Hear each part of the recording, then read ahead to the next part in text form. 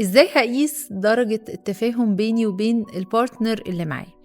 هنسأل شوية أسئلة لنفسنا أو للpartner عشان نقدر نقيس نسبة التفاهم بيننا وبين بعض.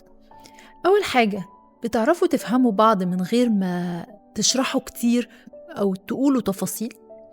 تاني حاجة، بتعرف إيه اللي مضايق الpartner اللي معاك من غير ما يشرح ويتكلم؟ بتتفقوا على قرارات مهمة مع بعض أو ليكوا نفس الرأي؟ طيب بتسمعوا بعض كويس وبتدوا لبعض فرصة إنكوا تعبروا عن مشاعركوا وعن رأيكوا؟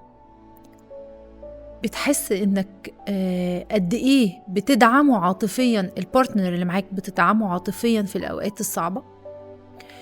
طيب بتعبر عن مشاعرك بسهولة من غير ما تخاف إنك تفهم حاجة غلط أو البارتنر بتاعك يفهمك غلط؟